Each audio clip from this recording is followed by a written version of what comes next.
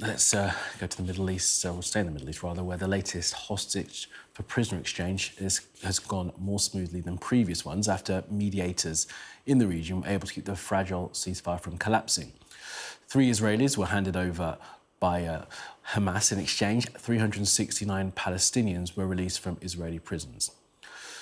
Alexander Sasha Trupanov, a Russian-Israeli, Sigi Dekalchen, a US-Israeli, and Yair Horn, an Israeli citizen, were the 3 released this morning. The men were abducted on October the 7th. Now, the truce that began almost 4 weeks ago has been in jeopardy this week over a dispute about the amount of aid that's being allowed into Gaza. Well, the exchange happened in Khan Yunis.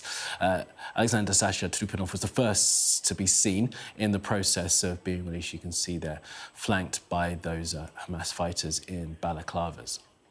Now, as with previous releases of this kind, there was a stage where the captives were paraded by those masked men. But as we said, this was a relatively calm handover compared to the previous ones. Well, families of those that were captive were watching the events unfold on television. As you can see, the delight and joy of that moment when their loved ones were finally handed over.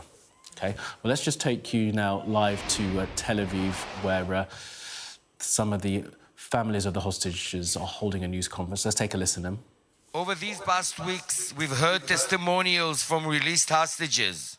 They were able to give signs of life for others they were held with. Along with that message of hope, the words were clear. The hostages are suffering a holocaust in Hamas tunnels. They will not survive much longer. We must get them all out of there immediately. The hostage deal must be implemented in full. Sadly, during this time, Israel's government has done everything in its power to torpedo Phase 2 of the deal. Negotiations for Phase 2, which was scheduled to begin nearly 2 weeks ago, have not yet started. How is this possible? The Israeli negotiating team has not received the mandate it needs to secure Phase 2 of the deal, speed up scheduled releases, and bring everyone home quickly. How is this possible? We demand of Netanyahu, bring the hostages home first. We will not allow you to torpedo Phase 2 of the deal and drag us into needless war for your own personal and political motives. Resuming the war is a death sentence to the living hostages left behind to rot in Hamas tunnels. Netanyahu, we heard that you will be holding a security briefing this evening. We demand that you make the decision to send out a senior-level delegation and provide them with the full mandate they need to secure Phase 2. And this time, bring all remaining hostages out together at once, not gradually over many weeks. Any other course of action is pure sabotage that puts the lives of more hostages at risk. We will not stop until you bring every single hostage home. We'd like to address President Donald Trump. Mr. President, sir, thanks to you, our hostages are coming home. Thanks to you, families are reunited.